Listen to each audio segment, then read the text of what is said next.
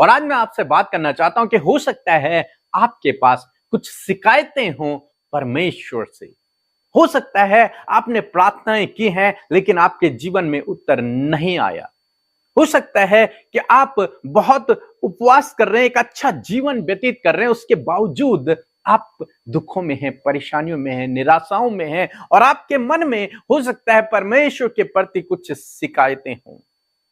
जैसा हम लोग देखते हैं मूसा के जीवन में, जब परमेश्वर ने मूसा को चुना और मूसा को भेजा कि तू फिरौन से बातचीत कर और इजरायलियों को वहां से छुड़ा कर लेके आ, और मूसा गया और मूसा ने फिरौन से बातचीत की। और जब मूसा ने फिरौन से इस विषय में बातचीत की तो फिरौन ने इजरायलियों को और दंड देना शुरू कर दिया, उनको और कठोरता से उनके साथ में व्यवहार करना शुरू कर दिया। तब मूसा के मन में परमेश्वर के प्रति शिकायत उत्पन्न हो गई, क्योंकि उसने सोचा कि परमेश्वर ने मुझे भेजा और मैं परमेश्वर के कहे हुए के अनुसार वापस मिस्र में आया और मैंने फिरौन से बातचीत भी कर ली, मैंने उससे जो कुछ परमेश्वर ने मुझसे कहा था मैंने वो भी कह लिया, लेकिन फिर भी फिरौन ने उन्हें जाने नहीं दिया, बल्कि उनके साथ में और कठोर व्यवहार करने लग गया। इसलिए उसके मन में परमेश्वर के प्रति शिकायतें उत्पन्न हो गई। एक पद हम लोग पढ़ेंगे, निर्गमन की किताब उसका 5 अध्याय और 23 पद, जहां पर कुछ इस प्रकार से लिखा है, जब से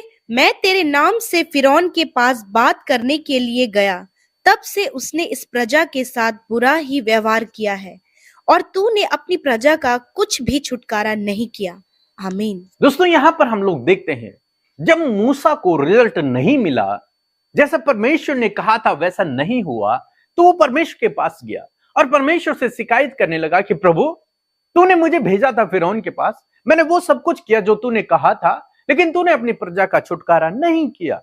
तेरी प्रजा तो फिर और अधिक दुख में चली गई, तूने उनका छुटकारा क्यों नहीं किया। और हो सकता है आज आपके मन में भी इसी प्रकार की कुछ शिकायतें हों, प्रभु मैं तो एक अच्छा जीवन व्यतीत कर रहा हूं, तो फिर क्यों मेरे जीवन में ये समस्याएं हैं, तूने तो मेरा छुटकारा नहीं किया, तूने तो मेरी प्रार्थनाओं का उत्तर नहीं दिया, जैसा तूने कहा था वैसा नहीं हुआ। इस प्रकार की हो सकता है आपके मन में भी शिकायतें हों जीवन के अनेक क्षेत्रों को लेकर। ये फिर कोई भी बात आपके मन में हो सकती है जिसके प्रति आप प्रभु से शिकायत कर रहे हैं।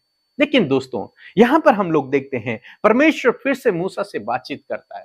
परमेश्वर की कोई ना कोई योजना होती है, यदि तुरंत से छुटकारा नहीं हुआ तो उसके पीछे कुछ योजना है। यदि आपकी प्रार्थना का उत्तर तुरंत से नहीं आया तो उसके पीछे कुछ योजना है। यदि आपकी योजना के अनुसार नहीं हुआ तो परमेश्वर का उसके पीछे कुछ ना कुछ योजना है। और यहां पर भी हम लोग देखते हैं परमेश्वर की एक विशेष योजना।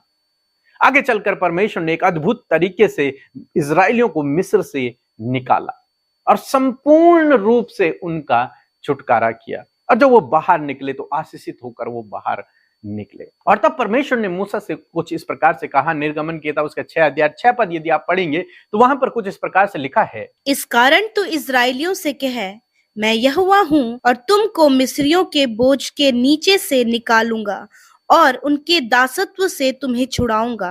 दोस्तों तब परमेश्वर ने मूसा से कहा कि मैं परमेश्वर यहोवा हूं, मैं इजरायलियों को मिस्र के बोझ से छुटकारा दूंगा, उन्हें संपूर्ण रूप से उनके दासत्व से बाहर निकालूंगा। और निश्चय प्रभु इसी प्रकार आपके जीवन में भी करेंगे, लेकिन अपने समय पर और अपनी योजना के अनुसार, जो आपके लिए बेहतर होगी, जो आपके लिए उत्तम होगी। हो सकता है आपको लगता हो कि जो आपने सोचा वही सही है, लेकिन नहीं, परमेश्वर ने जो सोचा है आपके लिए वो सबसे उत्तम है। मूसा ने सोचा कि मैंने तो वो सब कर दिया जो परमेश्वर ने कहा, लेकिन परमेश्वर ने अपने वचन को पूरा नहीं किया। लेकिन नहीं, परमेश्वर के पास एक उत्तम योजना है मूसा के लिए और इजरायलियों के लिए। इसी प्रकार से परमेश्वर के पास आपके लिए भी योजना है। आप निराश न होएं, दुखी न होएं, परेशान न होएं और शिकायती न बने। परमेश्वर निश्चय आपको भी छुड़ाएगा, आपके जीवन में काम करेगा, आपके जीवन के हर एक क्षेत्र में आपको आगे बढ़ाएगा, आपकी प्रार्थनाओं का भी प्रभु उत्तर देंगे। इस सब से प्रभु आपके लिए भलाई को उत्पन्न करें, इसलिए आपके जीवन में थोड़ा लेट हो रहा है। आप इंतजार करें, परमेश्वर के उस सही समय का, और निश्चय प्रभु आपके जीवन में भी ऐसे ही अद्भुत आश्चर्य कर्म करेगा जैसे प्रभु ने इजराइलियों के जीवन में किया। सो प्रभु आपको इस वचन के द्वारा बहुतायत से आशीष दे।